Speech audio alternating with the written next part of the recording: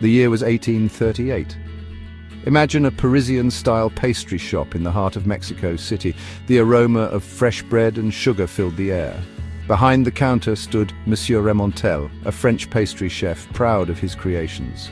Little did he know, his shop would soon become the unlikely epicenter of a war. This was no ordinary conflict. It became known as the Pastry War, a peculiar name for a clash of nations. The Pastry War was sparked by something quite unexpected, a dispute over damaged pastries. During a riot in Mexico City, a group of Mexican officers ransacked Remontel's shop. They devoured pastries and caused significant damage, leaving without paying a single peso.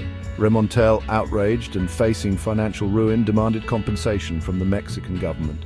He wasn't asking for a mere trifle. He wanted a hefty sum of 60,000 pesos, a king's ransom in those days. This demand, seen as exorbitant by the Mexicans, quickly escalated into an international incident, dragging France and Mexico into a conflict as absurd as its name. Remontel's case wasn't isolated. It became entangled with a larger issue. The newly independent Mexican government was struggling to protect the rights and property of foreign nationals, including many French citizens. France, eager to assert its influence on the world stage, saw an opportunity in Remontel's plight. The French king, Louis-Philippe, decided to use the pastry shop incident as a pretext to flex his diplomatic muscles.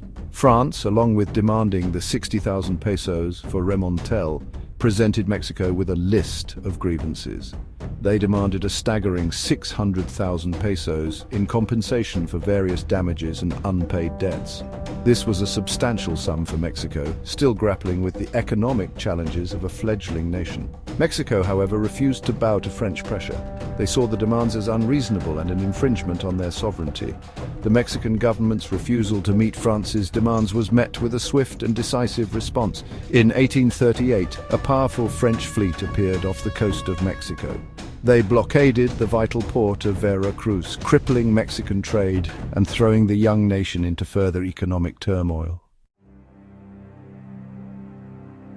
The French blockade of Veracruz was not a mere show of force. It was a calculated act of aggression designed to cripple the Mexican economy and force them to the negotiating table. For 7 long months, Mexican ships were prevented from entering or leaving Veracruz.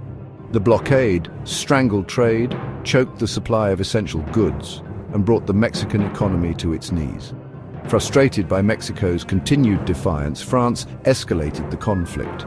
In November 1838, French forces bombarded the fortress of San Juan de Ulua, a strategic island guarding Veracruz.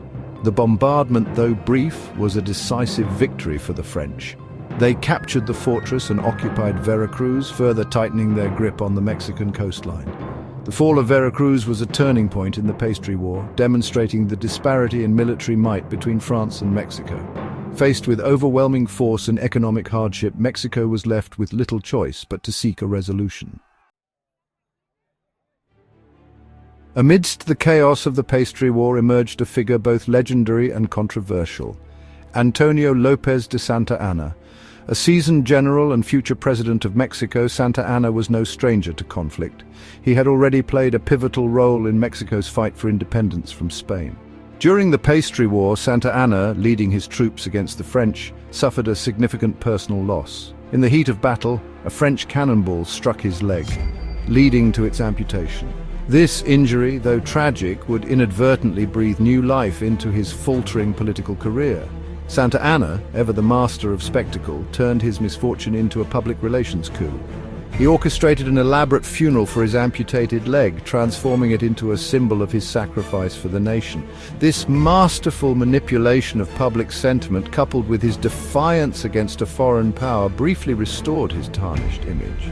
The Pastry War, despite its comical origins, became a defining moment in Santa Anna's turbulent life.